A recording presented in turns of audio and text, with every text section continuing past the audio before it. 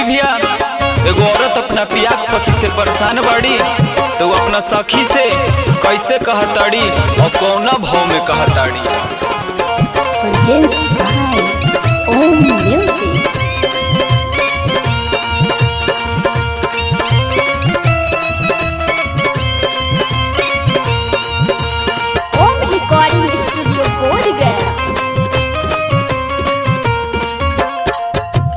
पियावा पाउच पी के आवे रोज रातिया में आके हमके उलझावे अपना बतिया में। हौवे बड़ी उत्पाती मोर सजाना माना, हौवे बड़ी उत्पाती मोर सजाना माना। रोजो काटे अपना दाते मोर जवाना माना, रतिया काट लिहले दात पिया जवाना माना। रोजो काटे अपना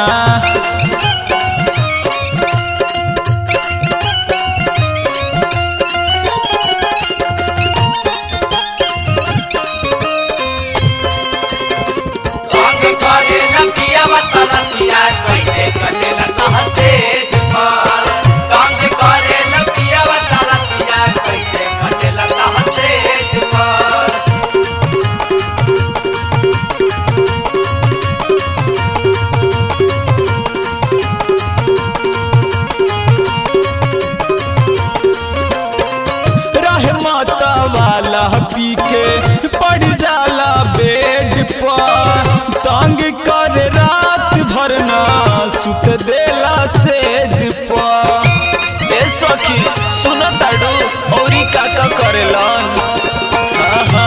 रहमत वाला पी के पड़ जाला बेड पर, तंग कर रात भर ना सुत देला सेज पर। करी कतन हम पियावा से बहाना माना, फूसा लाबे हमके कही के सुगाना माना। केतनो करी नाही माने मोर कहाना माना, कतनो करी नाही माने मोर कहाना माना। रोजो काटे अपना दाते मोर जवाना माना, तरतिया काट लिहले दात पिया जवाना माना। रोजो काटे अपना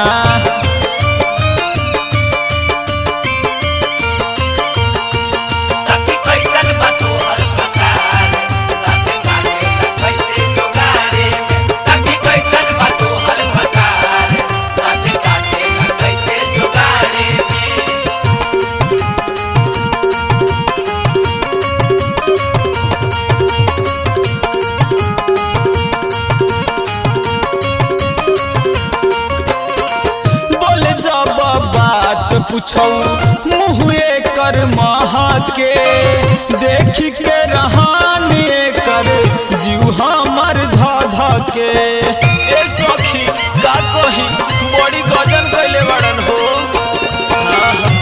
बोले जब बात पूछौ मुँहे कर महा के, देख के रहाने कर जीव हमर धा के।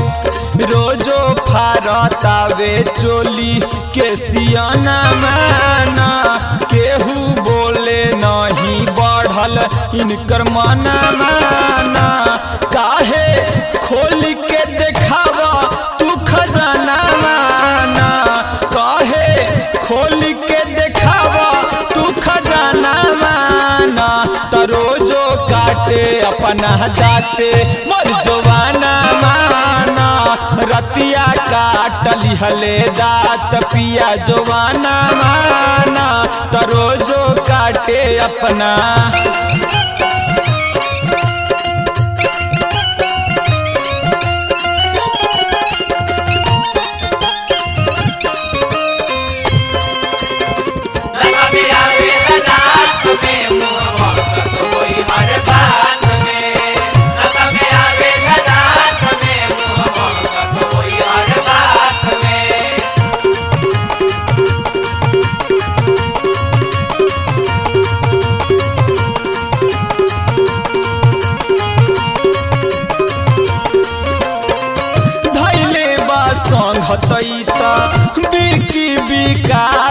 के माने न मनीष निगम हमर कौन बात के। ए सखी दिन भर तो घर से बाहर रहेलन, रात भर ना सूते देवेला।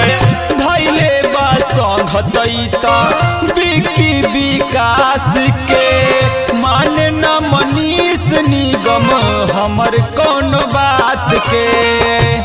हमके तनको ना सोहाला ई रहाना माना भैनी दूबर हम ताईना के कराना माना।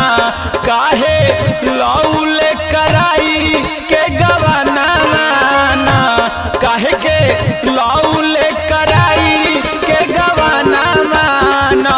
त रोजो काटे अपना दाते मोर जवाना माना, रतिया काट लिहले दात पिया जवाना माना।